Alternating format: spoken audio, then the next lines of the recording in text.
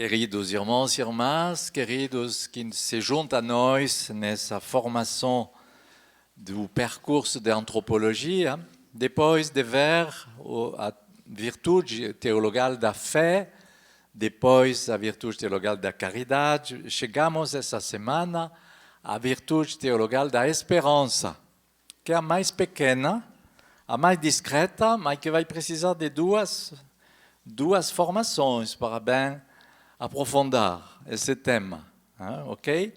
Virtude teologal da esperança, eu escolhi esse título, Âncora e vela da alma. Âncora e vela da alma. Essa virtude, muitas vezes, é um pouco negligenciada, se diz isso, é um pouco abandonada. Que pena, porque ela é capital. Por que capital? Se eu perguntava nessa sala de formação, são quantas pessoas que muitas vezes se deixam desanimar, com certeza teria metade dos braços levantados. Pessoa que se deixa desanimar. Mas se acontece que você se deixa desanimar várias vezes, é porque você faltou de esperança. Você não fez ato de esperança. E vamos ver o que é, justamente, viver com a esperança. As pessoas que se deixam desanimar rapidamente não é uma pessoa que cultiva a graça da esperança. Eu espero que a partir dessa noite vocês serão, ou desse dia, porque alguns que vão assistir durante a manhã. Então, espero que a partir desse dia vocês serão cultivador da esperança. E não somente cultivador para você, mas que vocês serão comunicador de esperança. Por que dizemos essas duas imagens de uma âncora e de uma vela? É o Papa Francisco, em 2017, na audiência geral em Roma, alguns dias antes do jubileu da renovação carismática, em maio, 31 de maio de 2017, que utilizou essa imagem. Âncora e vela. A esperança é, ao mesmo tempo, uma coisa estável, âncora do navio, que vai estabilizar o navio no porto. É uma massa pesada que vai atrair o navio lá, nessa terra, nesse lugar. E a pessoa, o navio não vai poder sair e ser levado pelas ondas. E a âncora da nossa alma é necessária para ter essa estabilidade, uma coisa que permanece, que é estável. E, ao mesmo tempo, ela é essa vela do navio que é o dinamismo, que é o entusiasmo da viagem. Então, a esperança é isso. Ela nos dinamiza. A fé nos inspira para conhecer as verdades reveladas, necessárias à nossa salvação. Isso é a necessidade da fé, como vimos, mas a esperança, ela dinamiza a nossa vontade. E por isso que as pessoas que se desanimam precisam de fazer atos de esperança. Essa esperança que é recebida no nosso batismo. Mesmo se você não vem a ter o sentido da esperança, você pode fazer um ato de esperança. E vamos tentar de ver isso. Então, vamos ler a carta aos Hebreus, que vamos citar várias vezes, Hebreus 6, 18 a 20, que justamente nos apresenta essa esperança como uma âncora da alma. A fim de que, por dois atos irrevogáveis, nos quais não pode haver mentira por parte de Deus, nos comuniquem encorajamento seguro a nós que tudo deixamos para seguir a esperança proposta. Hebreus 6, 18 a 20. Hein? A esperança, com efeito, é para nós qual âncora da alma, segura e firme, penetrando para além do véu, onde Jesus entrou por nós, como precursor, feito sumo sacerdote para o éon, segundo a ordem de Melquisedeque. Então, essa âncora, ela é amarrada depois do véu do templo, hein? No lugar que é o Santo dos Santos. Essa âncora, ela atravessou o véu. E por isso que ela é segura e sólida, porque ela vem desse lugar divino que é o Santo dos Santos. Nossa alma, ela é amarrada a essa solidez que é no céu, com Jesus, que nos adquiriu essa salvação. Ela nos amarra ao sólido, et para nous evitar de ser balotado, que não sei como você diz, de uma onda a outra onda, que passa balançada, obrigado, que passa de uma onda a outra, segundo as ondas do mundo. Então podemos se perguntar, quantas vezes eu recorro a essa graça teologal? Quantas vezes eu faço ato de esperança? Eu me lembro que o catecismo de outrora, no século passado, 2 séculos passados, não sei, mas as pessoas aprendiam atos de contrição, ok, que você deve dizer durante o sacramento da confissão, mas ato de fé. Tem uma fórmula no catecismo para de várias, cultivar a fé, ato de fé, ato de esperança, de se exercitar a fazer isso. É muito importante de poder fazer ato de contrição, ato de fé, ato de esperança, e de desejar regularmente. Sobretudo a pessoa que tem essa tendência a se desanimar, fazer. Há quanto tempo você não fez ato de esperança? Se uma pessoa vem no acompanhamento e me diz eu sou desesperado, eu sou desanimado, então eu vou dizer, mas de vez em quando você faz ato de esperança, de confiança, você renova esse tipo de atos. Uma pessoa vai me olhar como um peixe frito, vai dizer o que é isso? E o Papa Francisco, justamente, no 31 de maio de 2017, diz que tem relacionamento entre a esperança cristã e o Espírito Santo. O Espírito Santo é ele que nos faz animar em força e em estabilidade.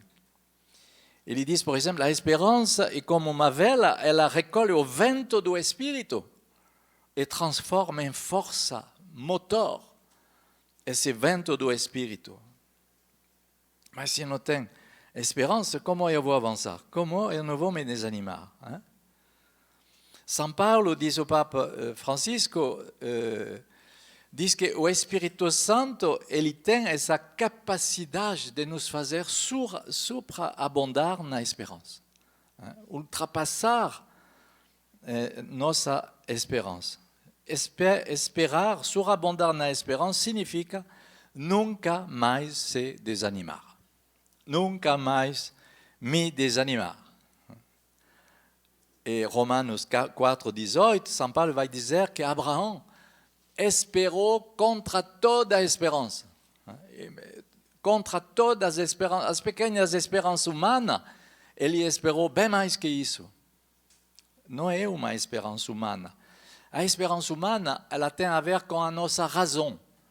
A esperança de Deus tem a ver com a fé. É a fé na força do Espírito Santo. E o Papa Francisco vai dizer, o Espírito Santo não somente vai nos dar capacidade de esperar, mas ele vai nos dar a capacidade de ser semeador de esperança. E como ele, de nos tornar paracletos, advogados da esperança, consolador, pela esperança. É bonito, não somente para nós, mas se recebemos essa graça é para dar aos outros essa esperança. Aquele que vai semear a esperança, o óleo da esperança, é melhor que ele está semeando o óleo da esperança que o vinagre o que é amargo, o que é amargo e do desespero. É melhor semear o óleo da esperança que de semear amargura. Obrigado. Amargura. O vinagre da amargura. Meu Deus. Eu acho que esse é um programa que precisamos. Et il cite o cardeal Newman, que é canonizado, em vista de canonização, não sei se já passou, já foi canonizado, que diz, instruído pelo nosso sofrimento, instruído pela nossa dor, e mesmo instruído pelos nossos próprios pecados, somos na capacidade de ser consolador, como servo do Espírito Santo Paráclito.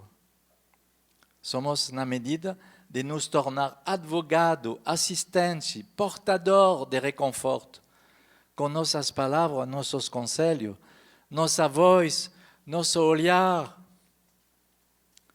que vai tranquilizar, que vai consolar e que vai reanimar a esperança a nosso lado.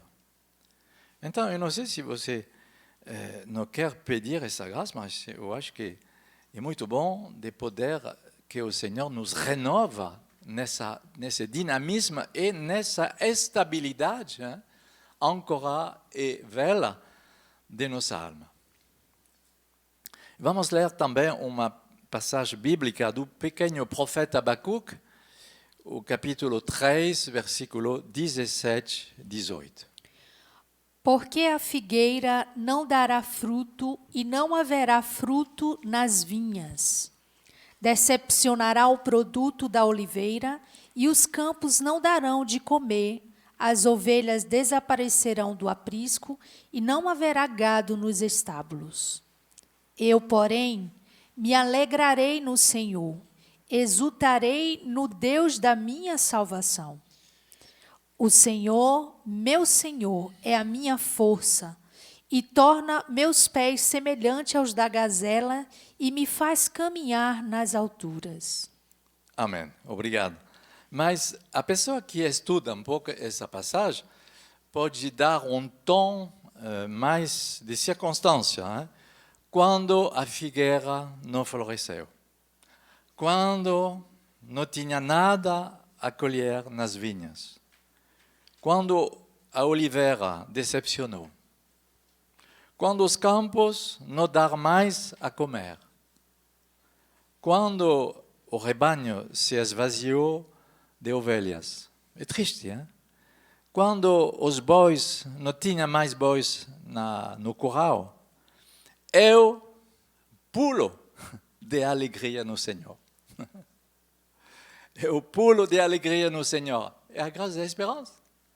Não tem mais nada, mas eu sou cheio de esperança. Eu me lembro desse amigo na França que sua esposa, de repente, foi transportada de helicóptero para um grande hospital, porque, de repente, essa mulher, que era enfermeira de um serviço, um grande serviço no hospital, ela mesma teve uma ruptura de aneurisma cerebral, uma coisa muito grave, e então o cérebro foi uma hemorragia de sangue no cérebro muito rápido. Ela foi transportada no helicóptero e seu marido foi chamado imediatamente, um amigo nosso que tinha um grupo de oração, e ele imediatamente, como reação,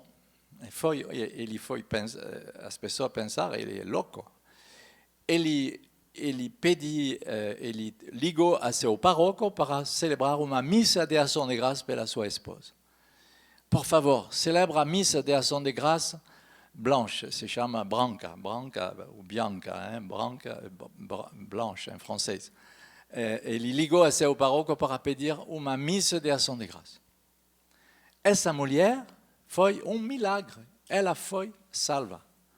Não tinha nada, nenhuma sequela de uma coisa que podia ser muito difícil rapidamente. Foi ato de fé enorme, ato de confiança enorme, ato de esperança enorme. Então, quando todo mostra tristeza, fracasso, não tem nada, como se sinal de falta de benção, mas o homem de fé e o homem de esperança vai dizer, não, mas eu não vou parar com isso, com essas coisas visíveis. Hebreus vai dizer, em relação com Moisés, não, mas eu não anotei a referência, mas Hebreus 11, Moisés, olhando o invisível, permaneceu firme. Permaneci firme. Se você olha só o visível, você é como os pagãos. E tua fé te serve de quê? E tua esperança te serve de quê? Os pagãos vivem isso. Eles são a partir do visível. Mas o homem de fé, o homem de esperança, vai olhar o invisível. Ele vai reagir através do invisível. A todo mundo vai dizer, vão reagir com sentimento, ou de alegria, ou de choro, ou de tristeza. Mas o homem de Deus vai dizer, não, não basta isso, não. Então, são palavras que nos ajudam bastante. Romanos 4:18, dizemos já, de Abraão, Paulo vai dizer dele, que ele esperou contra toda a esperança. Creu e tornou-se assim pai de muitos povos, conforme lhe tinha dito, tal será a tua descendência. Ele acreditou. Romanos 12 também. Romano é a carta da esperança também com 1 Tessalonicenses. Você sabe que é o evangelho paulino da esperança, primeira carta aos Tessalonicenses. Mas Romanos, muito também. Romanos 12. Alegrando-vos na esperança, perseverando na tribulação, assíduos na oração, tomando parte nas necessidades dos santos e buscando proporcionar hospitalidade. Então, começa com a alegria da esperança. E depois a constância. Porque uma pessoa que não tem esperança não vai conseguir a constância. Não. Ninguém, vamos ver depois, vamos ver na carta aos Hebreus, justamente, se queremos perseverar, se queremos viver a constância, precisa da graça da esperança, senão é impossível. Romanos 15:13. Que o Deus da esperança vos cumule de toda alegria e paz em vossa fé, a fim de que, pela ação do Espírito Santo, a vossa esperança transborde. Transborde. Então, é isso que precisamos. Precisamos disso, sobretudo pelas almas que se desanimam. O Catecismo número 1818, diz que a virtude da esperança responde à aspiração à felicidade que Deus colocou no coração de cada homem. A aspiração da felicidade. A esperança corresponde a isso. Por quê? Ela assume as esperanças humanas. Ela purifica essas esperanças para ordenar essas esperanças ao reino de Deus. Ela protege do desânimo, do desânimo. Ela sustenta aquele que vem a fraquejar. Ela dilata o coração na espera da beatitude eterna. O dinamismo da esperança preserva do egoísmo e conduz à felicidade da caridade. Conduz à felicidade da caridade. E, verdadeiramente, são as asas da fé. A esperança completa a graça da fé. Ela vem dar um dinamismo à fé. São como as asas, que projeta, que faz uma corrida. Primeiro ponto que eu quero, são 4 ou 5, mas a semana que vem depois será outro assunto.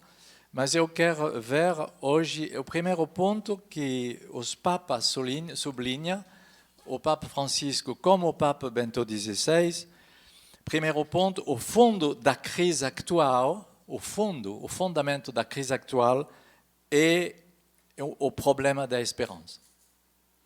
A crise atual é favorecida por uma crise de esperança. Bento XVI, na Jornada Mundial 2009, já falou de uma crise da esperança, que concerne as novas gerações. No contexto sociocultural de hoje, que não tem mais certitude, não tem mais valores, não tem sólidas referências, e então tem dificuldades para enfrentar as dificuldades, justamente, que parecem em cima das forças dessas novas gerações. Muitos contemporâneos, diz o Papa Bento XVI, feridos pela vida, condicionados pela imaturidade pessoal, consequência de um vazio familiar, de escolha educativa permissiva, de uma falsa liberdade, com experiência negativa e feridas, e muitos, como um caminho inevitável, é uma fuga, vive uma fuga de comportamento a risco. Vive fugas de comportamento a risco. Depois ele fala da dependência às drogas, ao álcool, esse tipo de outra forma de desequilíbrio. Então, isso vem de uma crise da esperança. Não somente no plano pessoal, mas nas famílias e com todas as dificuldades e feridas que a família passa. O Papa Francisco também, no 30 de setembro desse ano, 2020, diz que precisa de viralizar o amor e mondializar a esperança na luz da fé. Isso precisa de viralizar o amor e mondializar a esperança a partir da luz da fé. 9 de janeiro de 2020, a esperança pelos cristãos é uma virtude fundamental. Ela não pode ser separada do realismo. Ela é realista, não deve ser vivida como uma fuga, é uma coisa realista. A esperança exige que chamamos os problemas pelo nome, com coragem de enfrentar. A esperança não quer fechar os olhos sobre o real, pelo contrário. Vamos assumir o real e vamos dar um nome a esse problema e enfrentar, assumir esse real, com confiança. Confiança que Deus, Ele que terá a última palavra. Não será nossa esperança humana que vai ter a última palavra. Em 2016, numa catequese em Roma também, o Papa Francisco diz que contemplando o presépio, acolhemos Jesus, germo, se diz? Germe da esperança. Acolhemos Jesus no presépio como germe da esperança que Deus deposita na história pessoal e comunitária. Cada sim a Jesus se torna um germe de esperança. Muito bonito. Cada sim que vamos dar a Jesus, e Jesus, no presépio, durante essa festa de Natal, vai se tornar germe de esperança. Segundo ponto que eu quero aprofundar com vocês também, hoje, Deus, único objeto de nossa esperança. Deus, único objeto de nossa esperança. Deus é nosso bem supremo. É dele que podemos receber essa força, esse dinamismo, essa estabilidade da esperança. Mas precisa que sejamos convencidos. Porque eu vejo várias vezes muitos irmãos e irmãs que têm muita fé, mas quando acontece um problema, meu Deus, é terrível. Parece que é um tsunami de tristeza, de fechamento, de crise. E, portanto, a coisa não é tão enorme, tão grave. Então, quando falta esse equilíbrio estrutural, constitucional, então é uma falta ou de fé ou de esperança, verdadeiramente. Então, precisa que essa esperança seja bem amarrada em nós e nos faz considerar, como diz o Papa Bento XVI, como pessoa que passa nessa terra, como viajante, como peregrino. Nós somos feitos para ser parafusados em nossa terra, em nossa casa, em nosso lugar, em nossa família, em nossa profissão. Meu Deus, somos feitos para ser flexíveis e nos adaptar a várias situações. E não querer uma tranquilidade, uma estabilidade, que só vai chegar no céu. Ontem, uma pessoa de vocês dizia, essa pessoa ela não foi feliz em comunidade e quando ela foi fora da comunidade, ela foi feliz. Graças a Deus, bom, porque ninguém anunciou que a comunidade é o céu. E fora da comunidade não é o céu também. Quando Jesus disse, alguns vão dizer, o reino de Deus chegou aqui, você não deve ir. Então, se você diz o reino de Deus chegou aqui na comunidade, é melhor de não ir, porque você vai se desiludir. Eu me lembro um ano do retiro comunitário, eu comecei com as palavras de Dietrich Bonhoeffer, que foi martirizado na Segunda Guerra Mundial. Ele dizia, tu entra numa comunidade, rapidamente você deve se desiludir dessa comunidade. Eu citei essa citação no início do retiro. Você deve aprender a se desiludir da comunidade o mais rapidamente possível. Mas oui, claro, ela vai te decepcionar. Minha esposa também vai me decepcionar.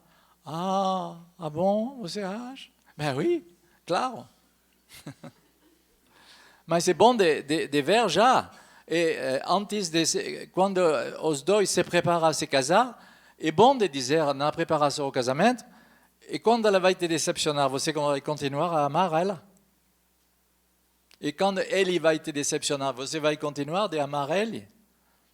Ben oui, porque senão, se é tão condicional, se não deve decepcionar, se não deve ter nenhum problema, meu Deus, então é melhor de fazer nada. Não, a esperança vem, nos propulsa, é um motor, é um dinamismo para nos desanimar pela primeira ocasião. Um dia, meu pai espiritual, eu me lamentava um pouco assim, ele me diz, mas as pessoas são muito ingratas, você deve aprender isso. As pessoas são muito ingratas, devemos aceitar isso. Bom, ok. Esse tipo de coisas que nos leva ao realismo são muito importantes, porque senão vamos fazer surf sobre as ondas, mas não entramos em profundidade, não entramos no realismo da vida. E, finalmente, nossa fé, nossa esperança, não ajuda no realismo da fé, da vida. Não ajuda, porque não penetra na profundidade. Então, o objeto de nossa esperança é Deus. Não são as coisas. Não são as coisas que vão me dar esperança. Não.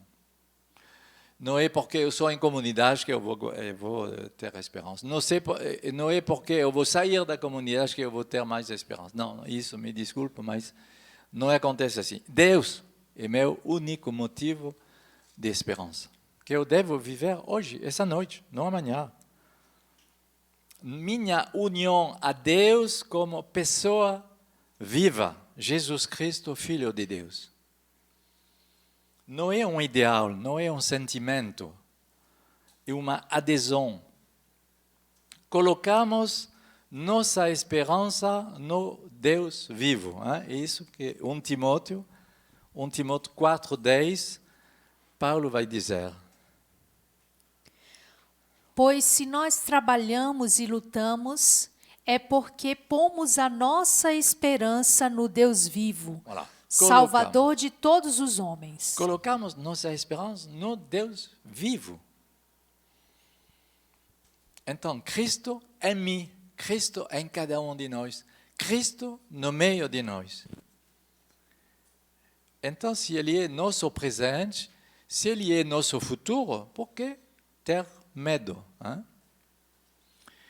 Paulo, quando ele fala aos Efésios, Efésios 2:12, vai dizer, vocês que estavam no mundo sem Cristo, sem Deus, sem esperança. 3 coisas. Outrora, você deve se lembrar, você era sem Cristo, sem Deus, sem esperança. Mas verifica se você continua a viver assim, ou se você vive realmente na esperança. A esperança vem do grego elpis, que significa, na palavra grega, esperança, e que é citada em Paulo e nos Evangelhos várias vezes.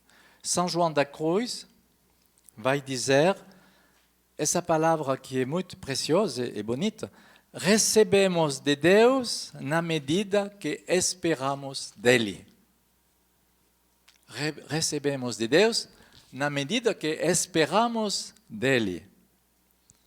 Então, você espera de Deus? Ele continua dizendo, nada pode nos parar de nosso entusiasmo em direção de Deus. Nem os fracassos, nem o sucesso.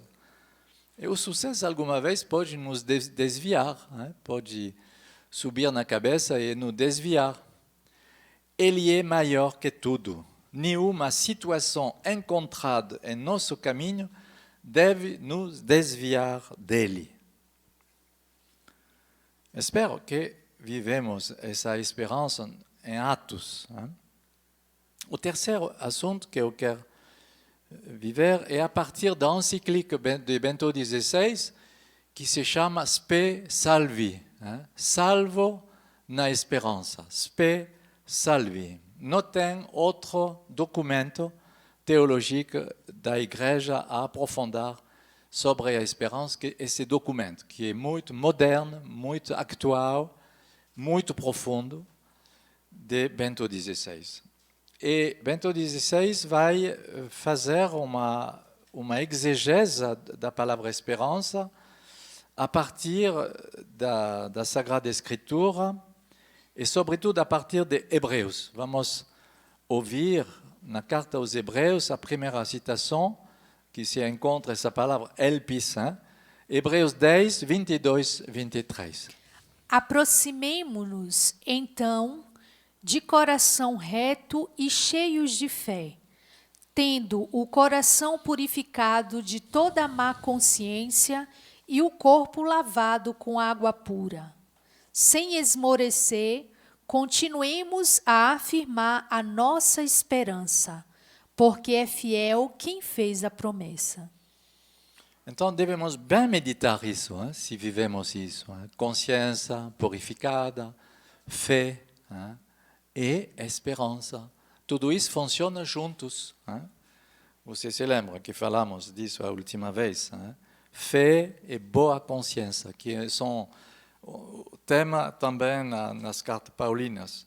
Hebreus não é Paulo, são passagens de Paulo, mas o autor não é Paulo. Bom, mas tem uma influência paulina. 1 Pedro 3,15 também.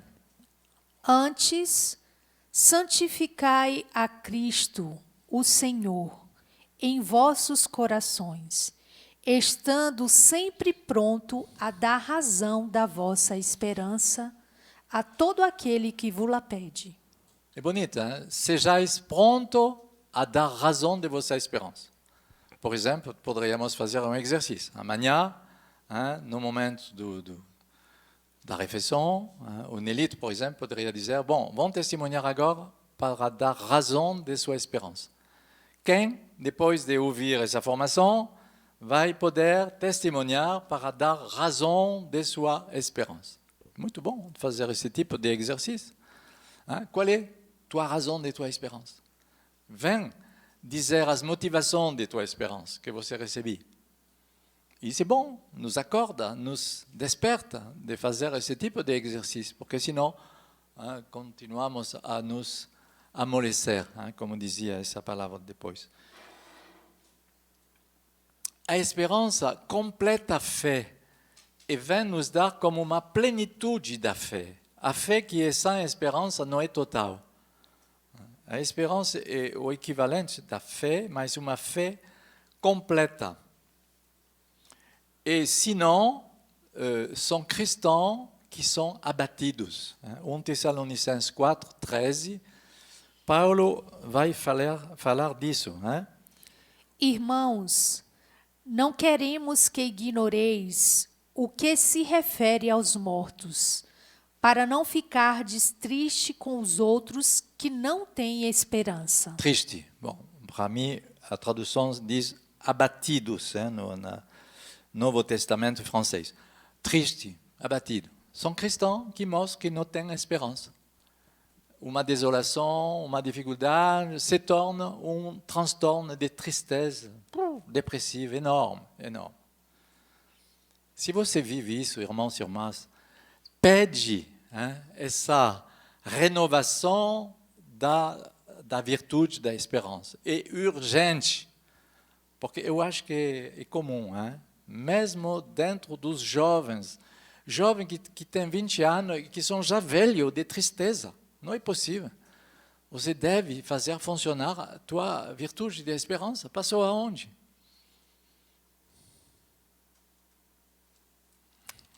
Ouais. Então, Bento XVI diz em Spe Salvi, a mensagem cristã não deve ser somente informativo, mas performativo. Porque se você não é performativo, você vai testemunhar de quê? Na evangelização. As pessoas vão desejar o quê? Se converter de quê? Que você vive exatamente como ela. Não devemos ser só informativos, mas performativos. Chegar ao conhecimento de Deus, o verdadeiro Deus, isso significa receber a esperança, diz Bento XVI. Depois ele vai dar no Novo Testamento, eu já falei, mas vamos continuar, Hebreus 11, 13, 16, uma referência também que nos ajuda na carta aos Hebreus. Na fé, todos estes morreram, sem ter obtido a realização da promessa. Depois de tê-la visto e saudado de longe, e depois de se reconhecerem estrangeiros e peregrinos nesta terra. Pois aqueles que assim falam demonstram claramente que estão à procura de uma pátria. E se lembrassem a que deixaram, teriam tempo de voltar para lá. Bom, essa passagem da carta aos Hebreus nos mostra que o povo de Deus deve sempre se considerar como essas pessoas que são viajantes e que são peregrinos, estrangeiros, em cada pátria, cada uma é nossa pátria e, ao mesmo tempo, todas as pátrias são lugar estrangeiro por nós. Porque os cristãos são conscientes de viver numa sociedade imperfeita. Eles pertencem a uma cidade nova, eles pertencem a uma sociedade nova que não é dessa terra, E por isso que esse tipo de coisa, fazer parte da comunidade, não fazer parte, alguns são felizes dentro, outros são infelizes dentro. Mas, irmãos, esse discurso não tem valor nenhum. Não é isso a questão. A beatitude eterna será essa cidade que nós esperamos, mas que não chegou, e que não vai chegar amanhã. Então, não devemos esperar de uma maneira falsa, de uma maneira completamente iludida, hein? Porque vamos fabricar uma frustração permanente. E Bento XVI vai dizer, nos primeiros, o início do cristianismo, os túmulos, tinha gravado sobre alguns túmulos a figura de Cristo, que era como duas imagens de Cristo, o filósofo e o pastor. Bonito. O filósofo que ensina a maneira de viver e de morrer, a vida passageira, e o pastor que protege o rebanho da morte. Salmo 23, na beira do abismo, o Senhor me conduz, Ele me protege meus pés, de cair, você conhece, o Salmo 23. Ele me conduz nas pastagens, na segurança. Então, sobre os túmulos do início do cristianismo, tinha essas duas imagens do Cristo. Filósofo, c'est-à-dire filosofia da vida, que vem dar um sentido à vida, e também o pastor que acompanha e que é o realismo da vida e da morte. E justamente essa síntese de filosofia e de teologia para nos aprender a viver melhor e para nos tornar verdadeiramente homens e mulheres maduros. Depois, Bento XVI vai citar Hebreus 11, versículo 1, que é como uma definição da fé que é ligada à virtude da esperança. A fé é a garantia dos bens que se esperam, a prova das realidades que não se veem. Então, é um concentrado. A fé é a garantia dos bens que esperamos. É bonito. E a palavra grega é hipostasis. É a substância das coisas que nós esperamos. Temos já o gosto das coisas que esperamos. Já vivemos com essas coisas. Elas não são somente em vista do futuro, mas podemos dizer que nós tocamos essa hipostasis, substância, como um germe que já chegou, uma substância que já chegou e que é dada. Uma outra palavra, Hebreus 10, 36, 39, uma palavra interessante que fala de novo da constância. De fato, é de perseverança que tendes necessidade, para cumprirdes a vontade de Deus e alcançardes o que Ele prometeu. Porque ainda muito pouco tempo, e aquele que vem chegará e não tardará. O meu justo viverá pela fé, mas se esmorecer, nele não encontrarei mais nenhuma satisfação.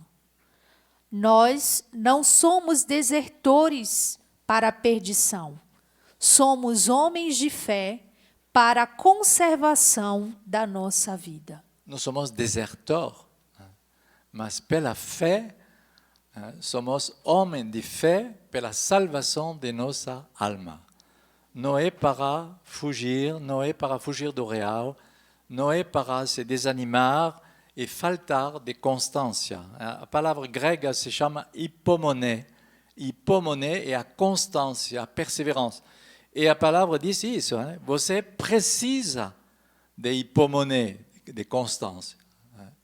Eu acho que nossa geração de hoje, nas vocações de hoje, consagrada, sacerdotal, missionária, os jovens, essa geração precisa dessa constância. A constância que é ligada diretamente à esperança.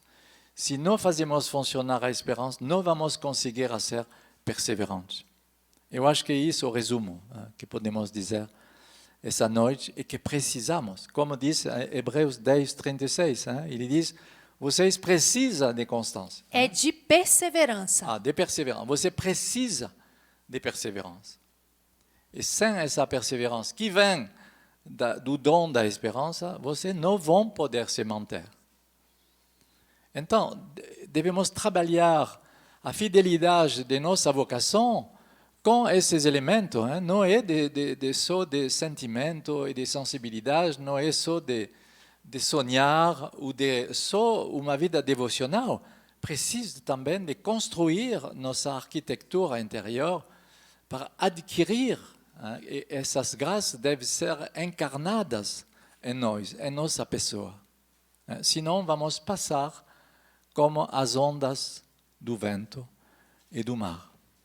Eu quero concluir com uma espécie de história de Natal muito bonita de um escritor francês que se chama Charles Péguy, que escreveu essa história que se chama Pequena Esperança. Bento XVI, ele diz que não podemos nos não seria suficiente as pequenas esperanças, precisa da grande esperança. Mas ele chama a pequena esperança porque ele diz: o que me surpreende, diz Deus, é a esperança. Isto é uma surpresa. Essa pequena esperança que parece nada. Essa pequena filha esperança é imortal. Dentro das 3 virtudes, diz Deus, minhas criaturas, minhas filhas, são elas mesmas como as outras criaturas na raça dos homens. A fé é uma esposa fiel. A caridade é uma mãe ardente, cheia de coração. Uma grande irmã que é como uma mãe. A esperança, ela, é uma pequena filha de nada. Ela vem ao mundo no dia de Natal do ano passado. E com o boi e o burro no presépio, são de madeira pintada, com seu presépio cheio de palha, que os animais não comem, porque são de madeira. Essa pequena filha que atravessa os mundos, essa pequena filha de nada, ela carrega as 2 outras. A esperança não vai sozinha. E ele diz, todo mundo pensa e olha só as 2 grandes irmãs, a caridade, que é uma mãe, a fé, que é uma grande irmã, mas ninguém presta atenção a essa pequena esperança. Mas ele diz, quem dinamiza as 2 outras, que é essa pequena? Quem provoca esse entusiasmo, a vela do navio, do Espírito Santo, é essa pequena esperança.